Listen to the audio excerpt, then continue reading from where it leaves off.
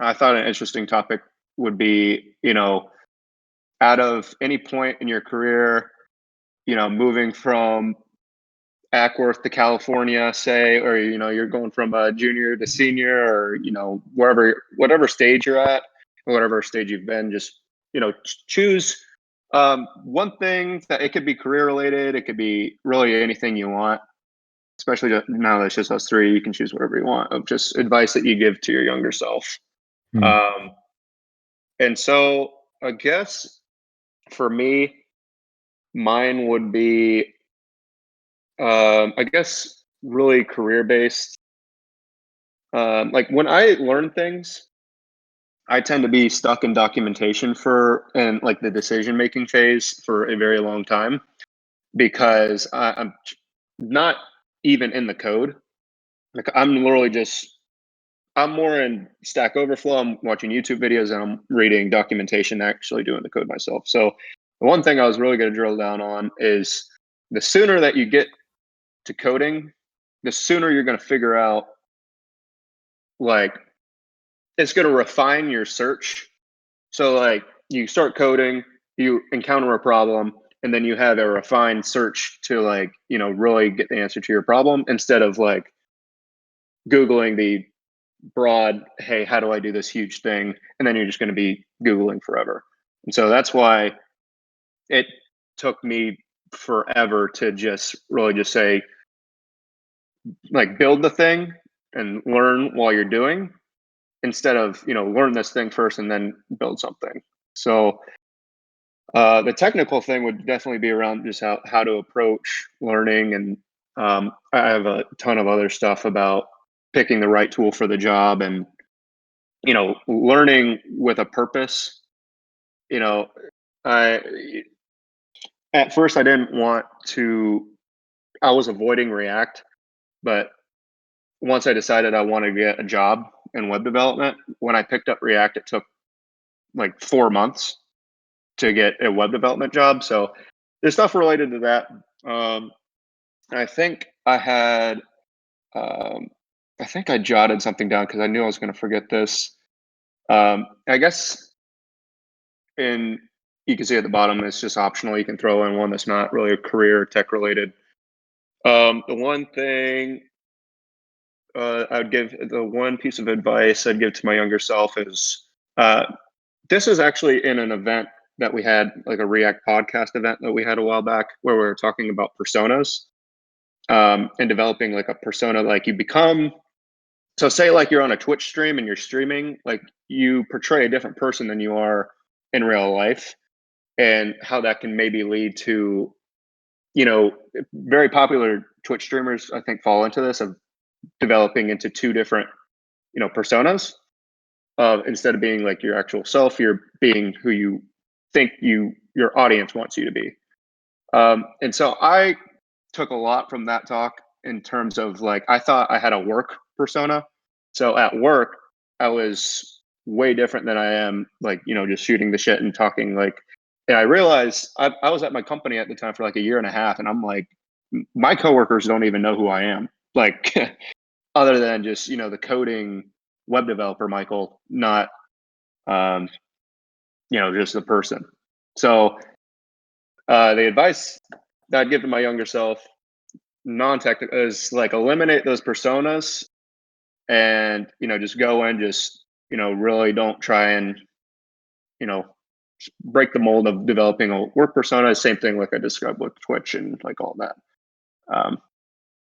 And yeah, I tend to ramble. If I am allowed to go for too long, I'll go the entire hour, and then you guys will just be like, all right, like, thanks for joining my TED talk. But yeah. I think that's interesting. Your approach of where you just like to get into building a project, I find to be interesting because I read documentation first, write out what high level concepts of whatever any given library are, and make sure I have the mental model before I try to do anything. So it's Yeah. interesting to see how other people learn first because like I write a lot of documentation. I read even more of it, and typically before I'll do an implementation with anything, like I believe Chance, you worked on Radix, right? I did, yeah.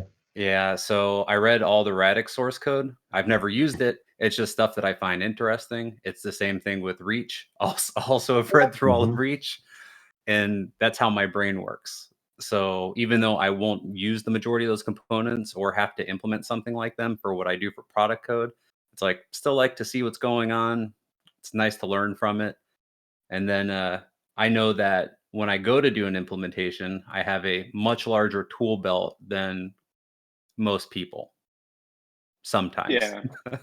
And I think, yeah, I think it's combined. So I try to combine the two. It's like I try to the initial work. The best case scenario for me is picking the right tool for the job initially, and then like once I know at least the super high level stuff, instead of like saying like for example, if I recognize for a project I'll need React Native to build like a mobile app, and I don't know anything about React Native, so once I figure that out, instead of you know being in the React Native documentation for days, like choose the high level stuff, pick the right tool for the job, and do the research first. But then after, like you kind of have a sense of direction of where you want to go, instead of spending hours, trying to learn everything and then develop. I say you learn a lot faster what if you just like start doing, and then Mhm. spinning up a React Native, and then like you'll encounter specific React Native problems along the way. And so that's why instead of trying to learn it all from the beginning, you'll be like, oh, how do I do this in React Native, and get you'll have that Stack Overflow, um, first result, and then copy paste.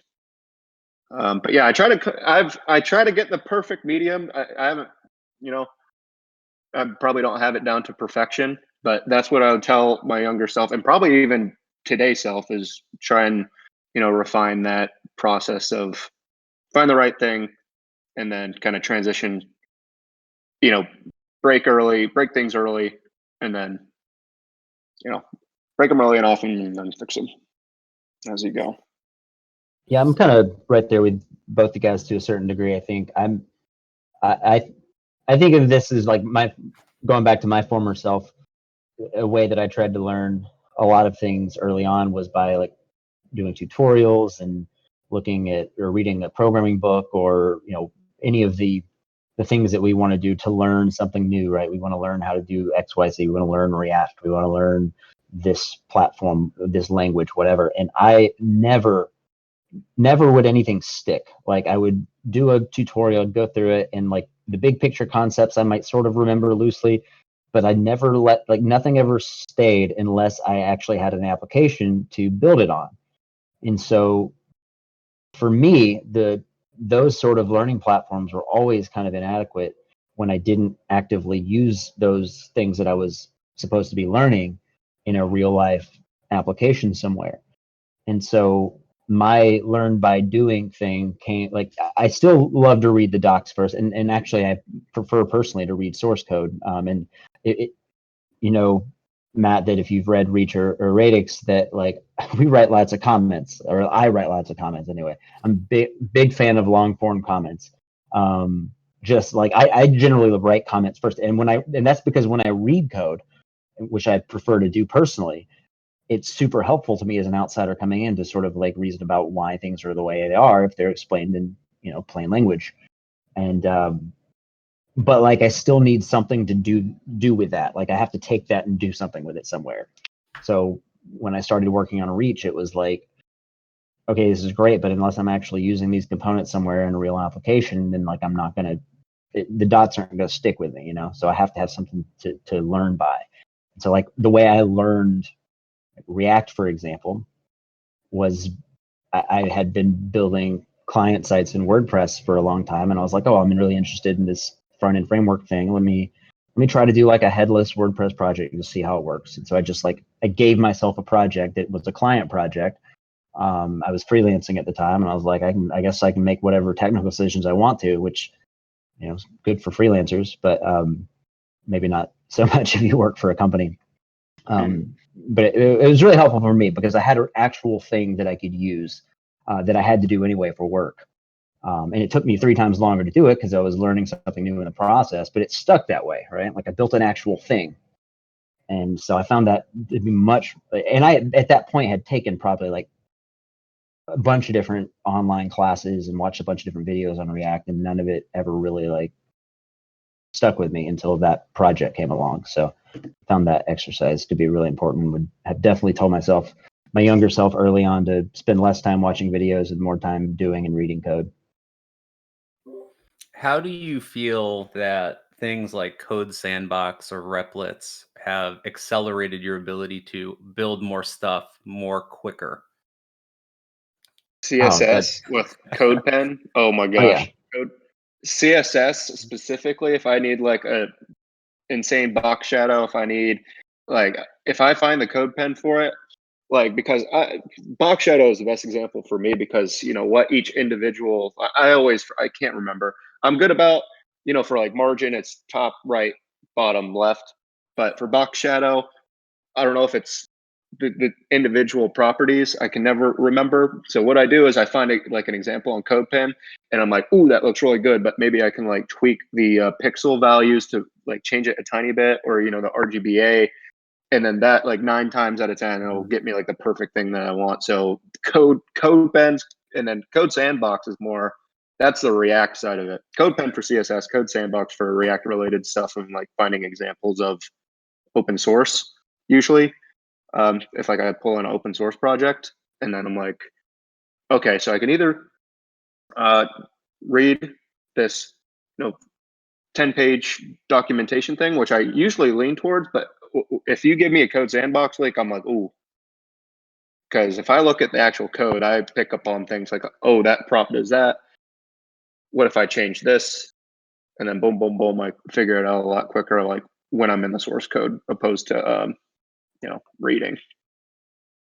Yeah, I personally found that Code Sandbox specifically, I've been using it since that was a thing, and I found that that helped me more than almost anything because I've hit the point now where, Chance, you'll hear me talk about this randomly as we have these kind of calls, but I have over 1,000 Code Sandboxes. I have demos of basically every single, like every form library, comparisons, side by sides.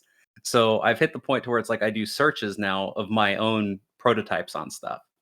And I actually write the majority of my functions, like on when I do API development, I do them in isolation just inside a code sandbox if it's a utility, specifically because the tests run immediately. So like I abstract away that kind of workflow, and I found that it's helped me over time because it's also you're documenting where your brain's at. So a lot of people use like a local project for a scratch pad, and then it just goes away because you don't want 20,000 node module folders on your computer, you know? So I think for when you're talking about just building things, that's exactly what I do. So when I help people debug issues, it's the first thing that I do is create a reproduction sandbox. And I know Chance is a library author. You probably appreciate that. Very I know much I so. do when people hand them Yeah. over. And in fact, I like very rarely pay attention to an issue that someone files if it doesn't have a reproduction in Code Sandbox because it's that valuable. And trying to recreate someone else's issue locally is never fun. So it's like for library authors, I mean, just such an amazing tool. But for exactly what you explained too, like you all know the shortcut react.new, type in that Yep. URL and get a new React sandbox. It's like I got that bookmarked. Like I'm just always react.new in everything every day. And that's like aside from just like short of actually reading the React source code, it's also how I learned to dive more deeply into React is and just like figure out how some things work. Like how does the dependency array work? Like what counts as a new object reference when diffing between items in the dependency array? Well, let's spin up a code sandbox and just try out things and see what happens. Like it takes 2 seconds to spin that up, and it's such a great place to just like localize those sort of things and like a little test sandbox, and exactly what it says it is. It's great at it. It's the best. It's such an invaluable tool for learning and so many other things. That's great. That's been my experience with it, and it like it kind of touches on Michael's original point about just how you bridge the gap of learning, right? From going from watching all the YouTube authors to even doing courses or whatnot. It's literally, it just breaks down all the barriers and then just lets you get your hand dirty really fast. So I found that to be awesome. And then I was using that for teammates too, like where I'd actually just do the whole Code Sandbox Live thing and just work through prototypes, just even for our product code internally. So it's been a pretty great experience. And that, Like oh, sorry, go ahead. Oh no, I was just saying I had like a random example of a code sandbox that's exactly sort of fits exactly this. I'm gonna look for it, and there's like a way to paste text in here, right? Somewhere there's a text field for this chat. Yeah, Maybe? live text. text. Yeah. I'm a Discord amateur, so I'm figuring it out as I go. But I'm going to post a link into one of my sandboxes that just sort of like fits this mold a bit, because I literally just one day was like, because as a library author we use like forward ref quite a lot, and occasionally I will use like react.memo to keep from my internal context from driving all the things that are going on into performance nightmare. So like I'll use these tools that I'd say generally speaking a lot of product authors don't necessarily have to reach for as much. And there were some like very fundamental things I was realizing weren't working as I expected, like with display name, right? And so I went in and was like, well, I'm going to make a sandbox and just like figure out different ways you can assign the display name to a forward ref component. Because do you do it to the inner function or the outer function? And it turns out it's different depending on which one you do. And I wouldn't have figured it out if I didn't spin up a sandbox in 2 seconds. And so I made like a sandbox with like, as I always do, like 100 lines of comments explaining like the different approaches you can use to set a display name on a component. So just like little stuff like that, where I just find it to be such a great little resource for not only other people, because I can share this with, I do workshops now and I'll share these things with my workshops. And I've already explained the concept as a sandbox with real code. It's like, it's perfect for teaching. It's also perfect for me because I can go back and remind myself of little details like that. That's great. I was going to say for Code Sandbox too, I actually changed my approach of how I take notes. So I actually removed my, it's that note taking app. Well, I don't have it on my computer anymore, so it's fitting that I don't remember the name of it. It's that green icon thing. Boost Note? Evernote? Evernote. Okay. Yes. So I changed my approach. I spin up Code Sandboxes, and so instead of taking notes in a document, I actually literally just type out the code, and then I just add comments on top of like, hey, if I did this really cool thing, whether it's I think I started doing it in GitHub, just a big repository of like, oh, these are cool things to do in React, and then I think I'm kind of all over the place.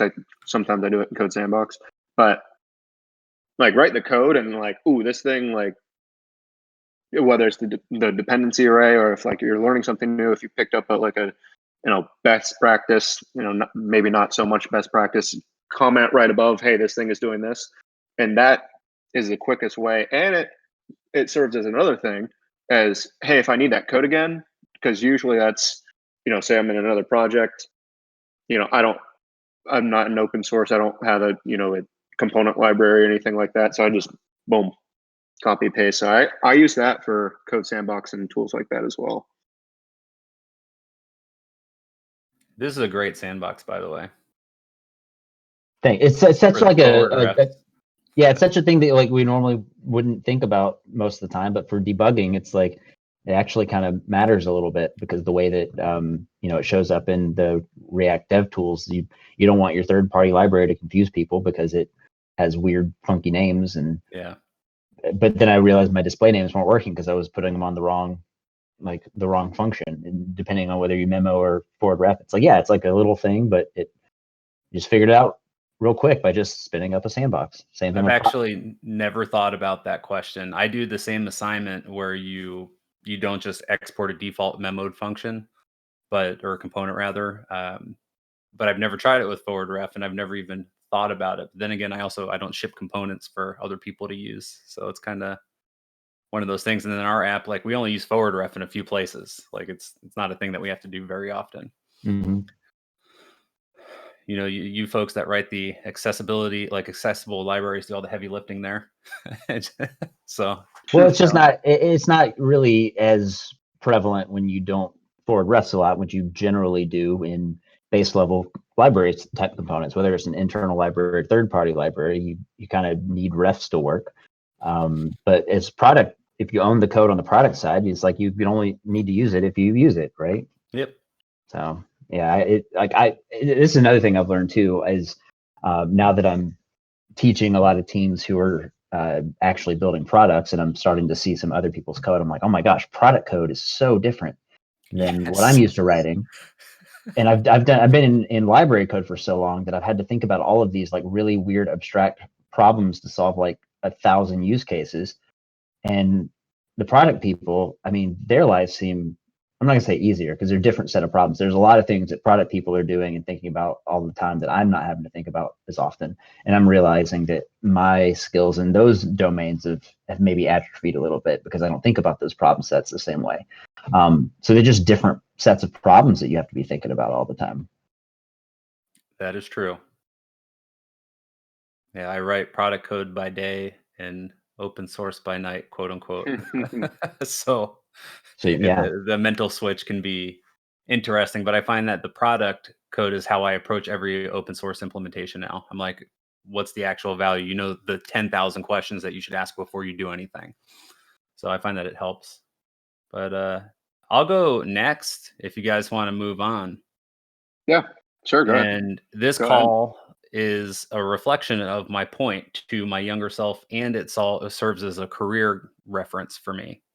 I didn't start building community or engaging in community for, I'm turning 35, and I've been programming since I was a child. So I haven't partaken in any community until the beginning of the pandemic, basically. So about maybe the half a year before that, I got involved with open source. And is actually getting on Discord, and I bounced through a few different things. I ended up in Reactive Flux. Chance, I don't know if you know this, but I'm a co-maintainer of Redux and then mock service worker and a few other things. Um, I didn't have any friends outside of my office in the development space until I started partaking in community. And that got started by, I read a lot of documentation. It bothers me when things aren't clear. So I started opening PRs just to fix docs. And then I'm like, wait, this behavior doesn't even have tests. I started contributing tests. And then I'm like, well, I'm contributing to products that we use internally. So any open source that we use, I will typically just be a contributor on. And I consider that to be part of my work hours. So I'm in a different position than most folks where I can kind of make those decisions. But I found that it's a whole new world. And I admire people that are willing to put themselves out there and actually learn and grow. And what a lot of people on this server do. They're constantly sharing their learnings. It's exciting to see. And if I were to talk to my younger self, I would have gotten out there way early on because I've learned more in the last year of doing open source than I ever have in my professional career ever. I've grown more as a developer. I have, to the concept of a tool belt, my tool belt is much larger than it's ever been, even though I've built many, many products. So that would ultimately be my advice and my career advice to myself. And that's kind of the footnote, is just that even if you work with a team of 12 people, 4 people, whatever it is, and they're all awesome developers, one of the joys of open source projects is that you get to meet people that opt in to work on something specifically because they're an expert and know that they can make given contributions to a product. And it's an incredible learning resource. And that to me has been the biggest thing. And then also, can teach you how to communicate better with other people too, because the way that you interact with your internal employees or your coworkers or whatever they may be is going to be much different than you're most likely going to have in the open source community. So, Michael, to your comment about at work Michael versus at home Michael, to me it's the same concept, as to where I was doing the same thing and now I'm the same everywhere. So it's a little bit of sarcasm from time to time, ultimately just trying to help people out and also just trying to learn new stuff. So I have a genuine interest in what all these folks do, and I get pumped to learn new things now. And before it was always just sling product code, just get through the day and that's it. So You got to push yourself to learn a little bit more and actually build a community and meet people that are able to, impart a little bit of knowledge. And that's my rant. Yeah, that's spot on. I mean, open source, I don't have a lot of experience in open source really, but I feel like it opens the floodgates of like, you know, it's pretty much global to, getting contributions from, people who can like think different than you. So it helps you on two fronts of like somebody who can contribute something great and you're like, oh wow, I learned something versus, the something that's not so great. It's like, okay, you can help, you're improving communicating like, hey, thanks, this is great, but tell me a little bit more about what's going on here. And so it helps on both fronts. And in terms like in terms of like community, I think that's like really good advice because when I was learning code, I've never been like open source like code wise, like contributing to the code base, but I was really in depth, like active in free code camp when I was learning, and being within that community, like my productivity and how much I wanted to code accelerated a ton. You can showcase your projects, and a lot of people were really passionate about like, hey, this is great, and then giving you feedback. So that, and then when I got my job, I kind of went away from that until then. Discord was kind of the thing that kind of ignited that same feeling that I got from free code camp back in the day. So I think that's really good self advice. Totally agree. Yeah, the open source stuff is just huge in terms of learning and opportunities. It's like you can basically get exposure by contributing back to the community that feeds you already or that you hope to feed you one day, even if you're not like an expert in a specific domain. Just taking an interest in that domain, like um and you're totally right too, it teaches you how to speak to people and talk to people, communicate.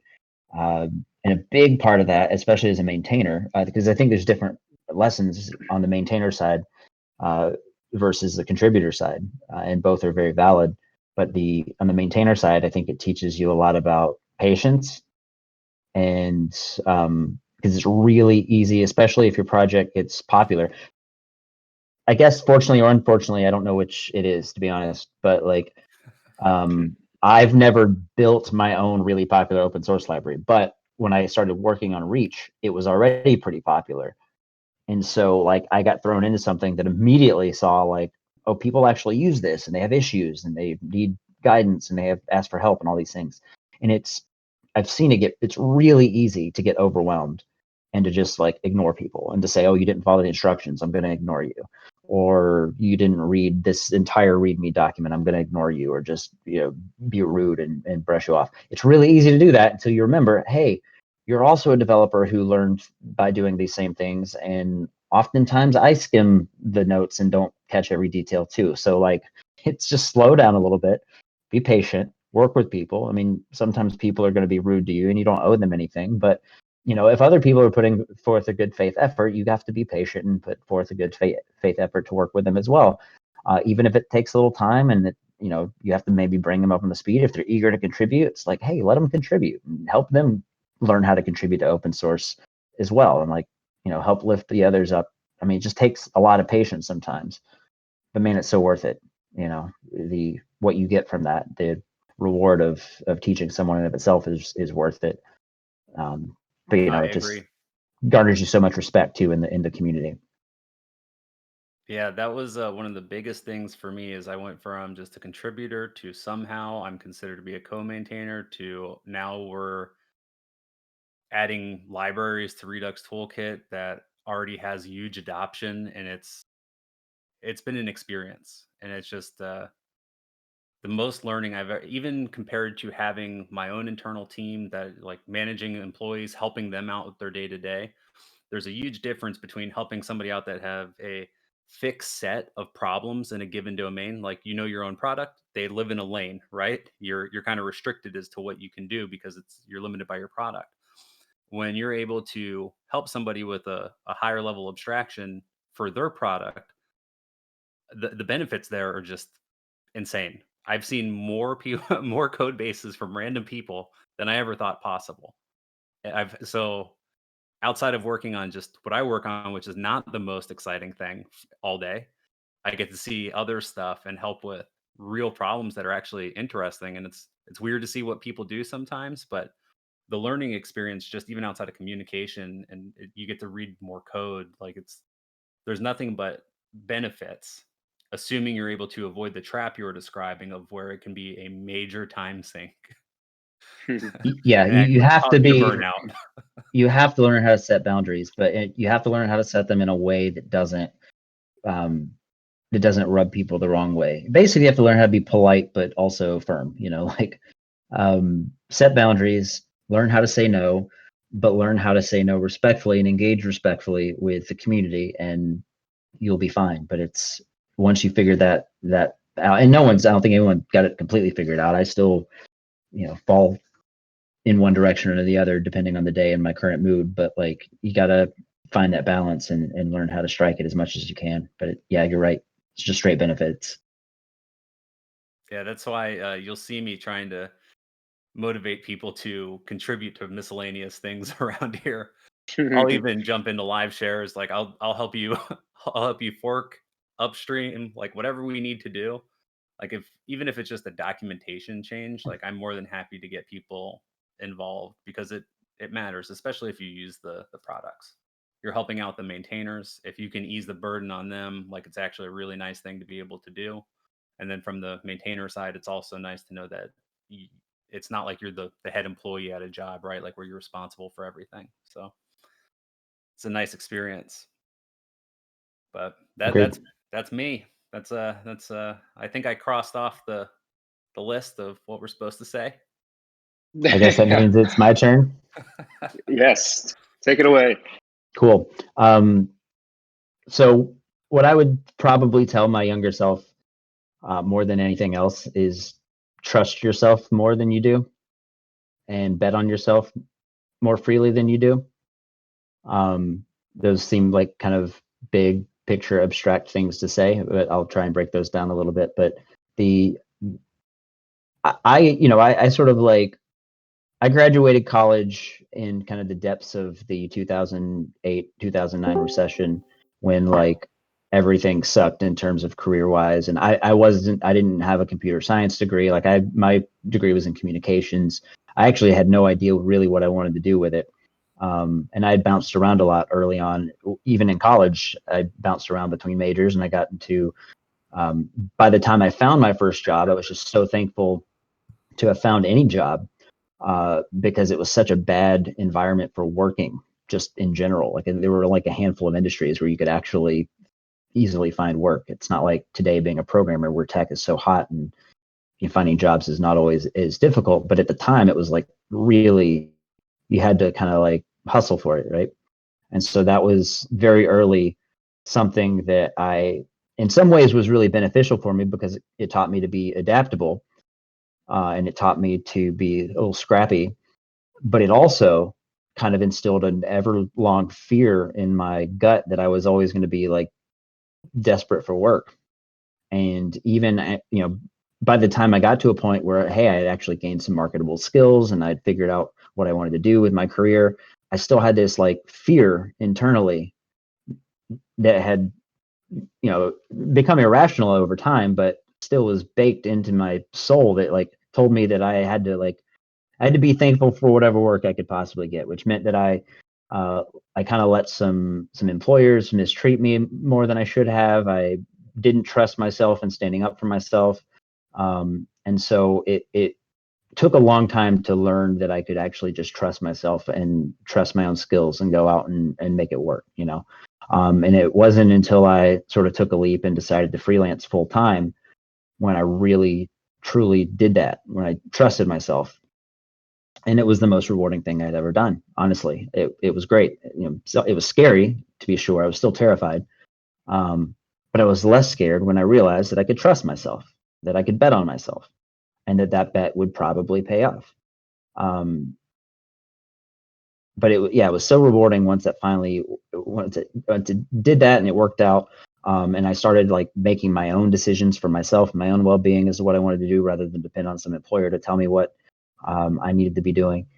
And even though I haven't been independent the whole time since then, that independence taught me that if I didn't want to work for a company, I could just not work for a company, right? Like I could work for myself, I could figure it out, or I could build a product. I don't know. I don't know what the future holds. I'm still have to be very adaptable, and I still feel like I'm, 35 years old, and I'm not sure what I want to do with my life when I grow up. But I'm not afraid to take a chance anymore, right? Like I've built up enough experience to feel better about going out and taking those risks than I used to, for sure.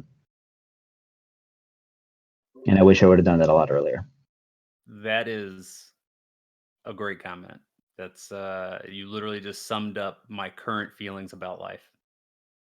Yeah, I actually can relate very closely to that as well, because I just got burned pretty bad at my I kind of knew it was inevitable, but I stayed with what was comfortable. My current employment, I've been here for a while, and instead of trusting myself and kind of looking outwards of like, hey, maybe it's time to find something else, I stayed loyal. And we had a bunch of turnover, and then I put myself in the position that, I got laid off, and then now I'm like, instead of being way ahead of the curve and probably having another position lined up by that time, now I'm like, oh, like, like, oh shit, now I gotta, you know, find a new job. So I actually got burned recently. That was, February. So that advice is kind of, I learned that the hard way as well. I do want to add too that there is a great deal of privilege in being able to say this now, knowing that how long it took me to build that, not only just the confidence to do it, but also just the financial resources. Because you do have to have a bit of a safety net to truly jump out without. You can jump out without a parachute, and then the people that do that are extra bold. I definitely tried to build a little bit of a safety net, but I maybe have saved like 3 or 4 months of savings when I quit my job, and I was like, okay, this feels like probably not a ton, but like I got to do this, right? And I wasn't making enough money at that job to save up a year. Like I'd be working for another, several months to do it. But I still had to get to that few months of expenses, and not everybody is able to do that as quickly or at all, right? Like a lot of people do truly struggle with that and need those that stability. So it's not just an easy switch you can flip. But it's hard to say looking back on it whether or not, like, which one came first, the financial resources or the confidence, because I don't know. I could have been. I feel like I probably could have done it a lot sooner, or at least could have, I don't know, stood up for myself a lot sooner than I did. Yeah, there's a little bit of a chicken and an egg kind of thing. Confidence, though. Meaning like it took me leaving a group of developers that I really loved working with, but like when I joined that group, I was quote unquote a more junior member, and it took me moving away to like a totally different company where there's no memory, quote unquote, of me being that junior member to get sat at the table differently and treated differently, if that makes sense, and treated like a more senior developer, like I was, that I had developed into. If this is a good point, and also reminds me of one more thing I would probably tell myself, my younger self, is stop calling yourself a junior developer. Like, I'm actually not a big fan of that term. The more and more I use it, I cringe every time I use it, because sometimes there's not a better way to describe like your experience level, but like junior I don't like that concept of like juniors have to be scrutinized more, or like you know what I mean, like somehow like the senior knows more and therefore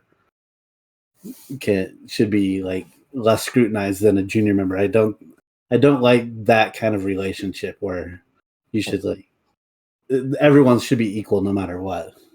Well, it should be composition, right, not inheritance for like juniors always, and seniors, and everything else. Yeah.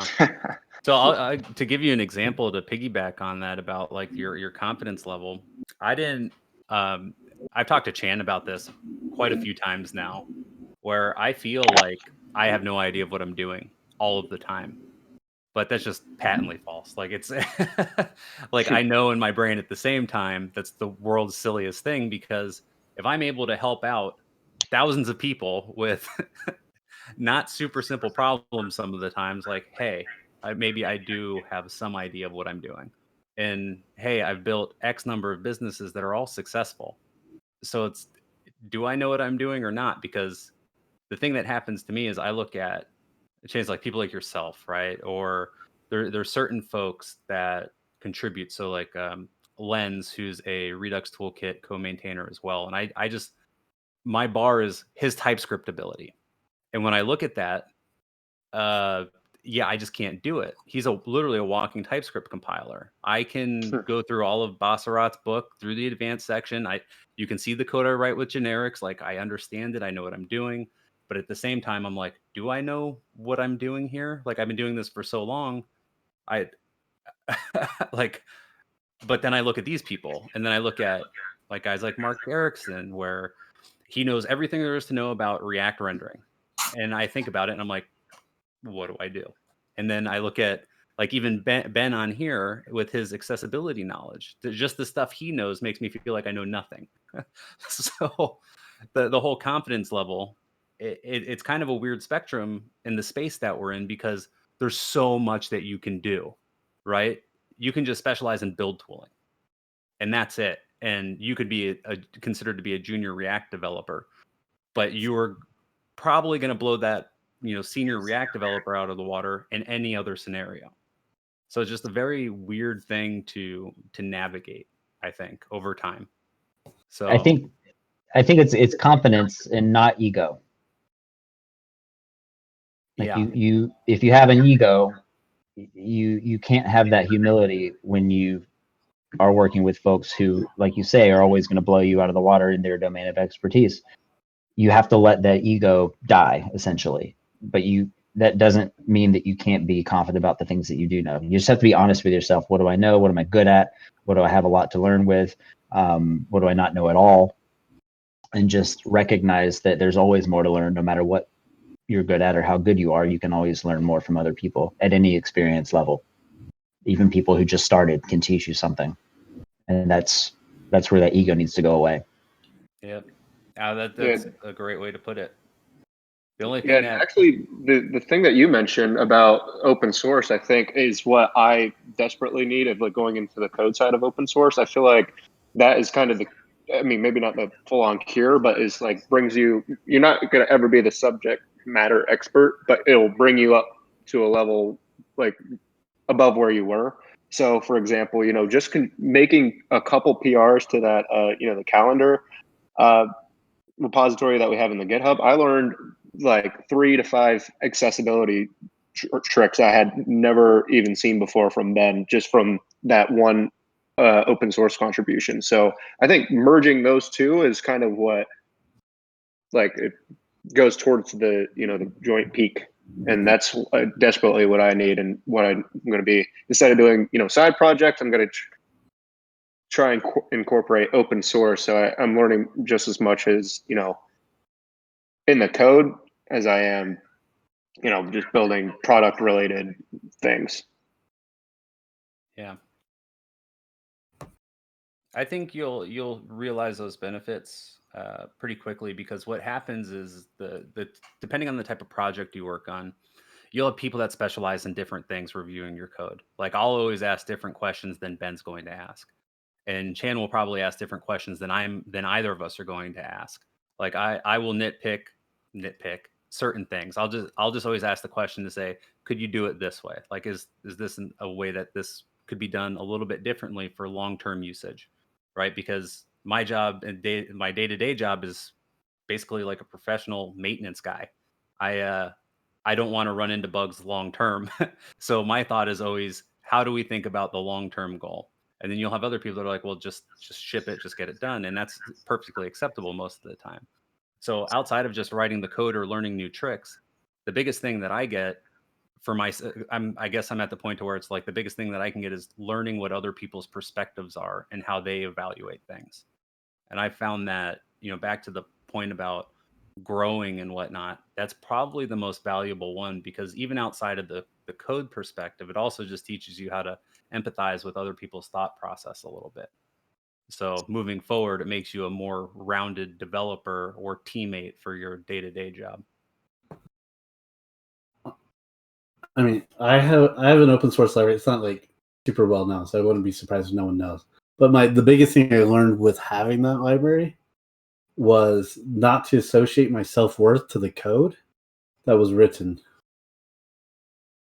Meaning like someone's like, hey, here's something, here's a different way to look at it, here's a way to learn it, or even just the fact that someone challenged me is like, why did you make that decision?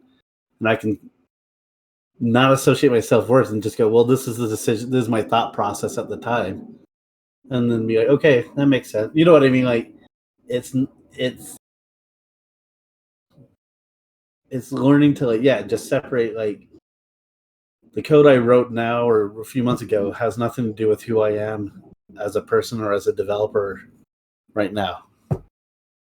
Yeah, that's inevitable, because it's, like 6 months from now, it's just inevitable that you're going to look at that code and be like, what the hell is this thing? I was just thinking to myself, I really hope my code doesn't reflect who I am as a person, because good Lord, a lot of it's trash. That's fine. Like, it works, but it's not pretty. I would just assume you make comments on everything. That's it. Explaining away my poor decision making. That's really what my comments are about. It's like, I know this sucks. Here's why. Well, hey, and that's exactly.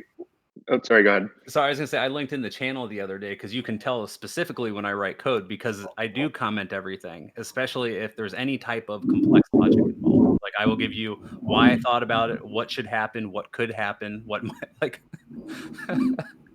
If a meteor hits the planet, will this code still work? Like, I don't know, maybe, but I appreciate that as a person. So, sorry, Michael, go ahead. And yeah, I was going to say that the comments kind of elaborate exactly what Travis said, of like 6 months later when you have to explain it, of like, oh, wow, okay, yeah, I can see how, this thing isn't optimized to the top level, but, you explain more so what you were thinking at the time, and then comments, that is just a note to yourself, so you don't have to remember, like, in your head, or like, why did I do it? Like, sometimes it's like, what was I thinking here? I can't remember. But comments are saying like, oh yeah, this is why I did this. Oh, it still sucks, but now you can kind of understand why I did it at that time. So kind of, both things that Travis and you guys said is kind of go with each other as well. Something I always think about when talking about comments is, I don't know where I read this. I'm sure a bunch of people have said it, so sorry to whoever I'm not crediting, but you shouldn't, this whole idea of like you should write self-documented code is nonsense. But like you should write comments that don't have to explain what you're doing, because your code should be self-documenting in the sense that it should be clear what you're doing. But your comments are there to tell yourself why, and potentially, like, depending on the amount of indirection that's required for whatever edge case you're working around, you might have to explain a little bit of how. But I think there's an important distinction there. Like, you can't always write code that's going to be clear why you wrote it the way you wrote it. Like, I don't know how many edge cases you've had to work around to build certain UIs, but there's a lot of them. And sometimes the code's real messy. You gotta get real messy with it, and that's just how our lovely ecosystem works sometimes. But like, the comments are there for a reason, and lean on those as much as possible to explain why, not only to other people but to future you who's going to forget. Well, I've even run into the assumptions that I made based off my understanding of like hooks, for example. When I was first getting into it, I wrote lots of comments about what I was expecting this hook to do. And then like 6 months later, I come back, once I had a deeper understanding of what React hooks really were and how they work, then gave that, especially like use effect. I think a lot of us didn't really understand use effect when it first came out. And once I came in there, I'm like, no, I'm doing a whole lot of stuff that I'm trying to protect against that are built in. I don't need to do this kind of crap. And I was able to rip out so much code that I had written because I now understood it better. But like, and I understood what my comment said of what my assumptions were. Yeah, and I don't write a ton of. I try not to write a ton of comments. I really it would have to be like an edge case. Lately, I've really been zeroing in on component names, hooks names, and the properties that they return. It just basically all comes down to variable names and function names, and like describing very clearly what this thing does.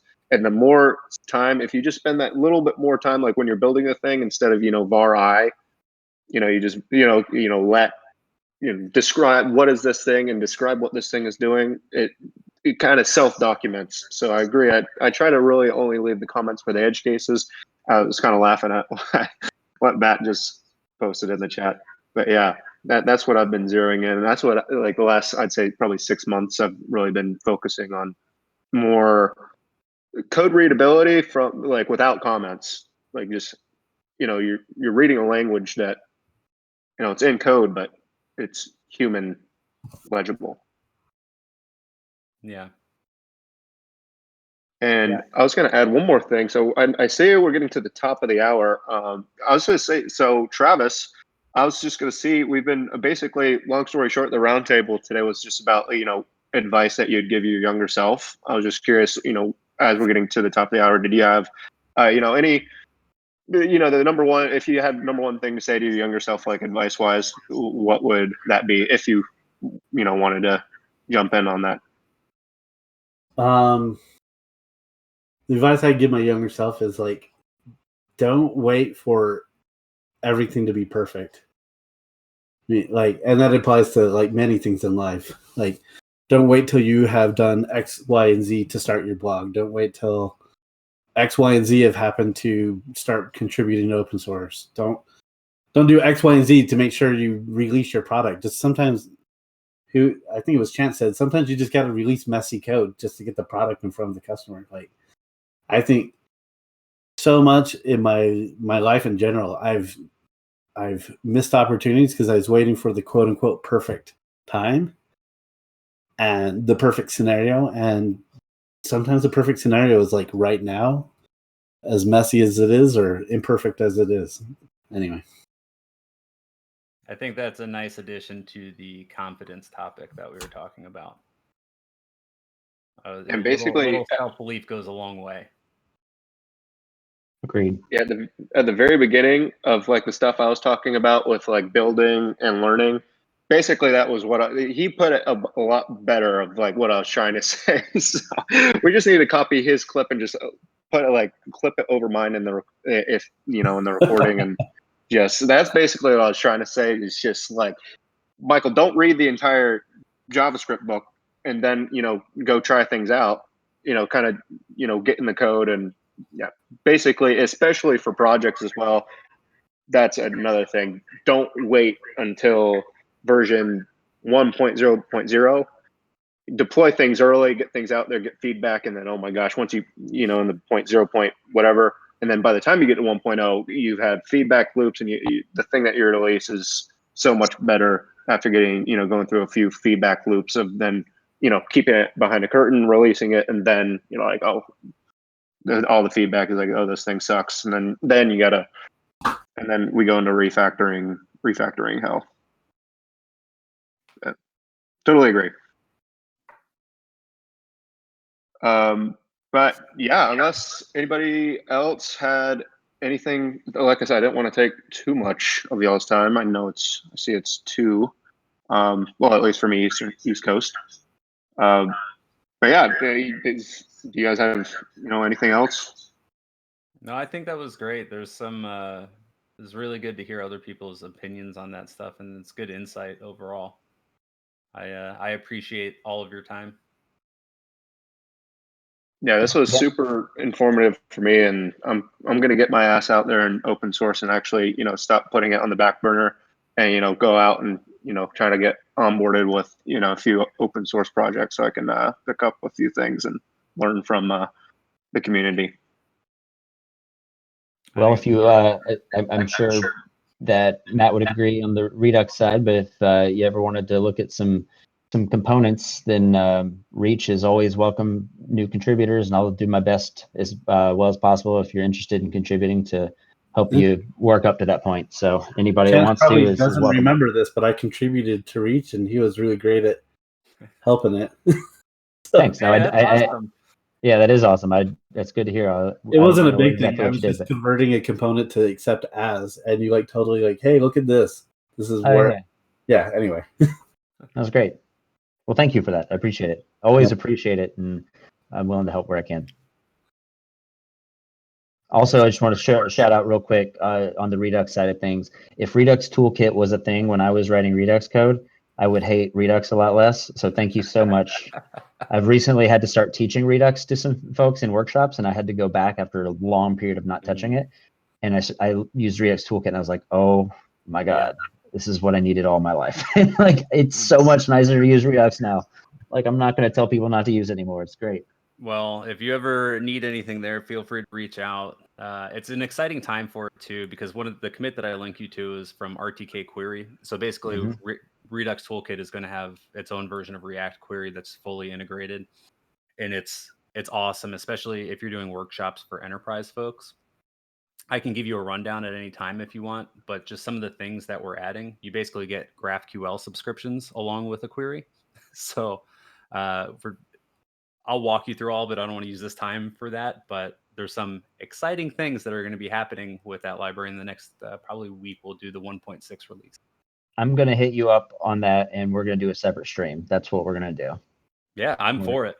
Sweet. I have to also say I took a step away from Redux as well, and seeing the improvements has made me go, yeah, especially for your more enterprisey things, this is definitely the promises of what Redux was originally actually kind of get fulfilled with this toolkit. So I think that's really cool. Yeah, it's very simple to make a Redux toolkit based app now.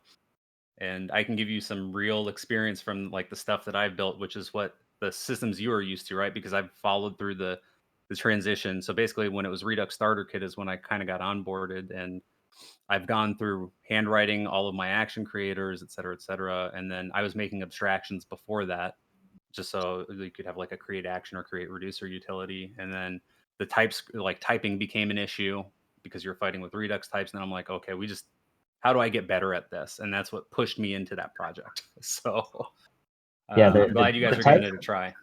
That was also too, like, one of the things I realized, that being able to, I came up, well, I don't even know if I came up with it, but someone on Twitter helped me build a type that would let me basically, like, I would wrap I always like namespace my my Redux reducer actions, just so if you combine them, it's like reduces chance of overlap or whatever.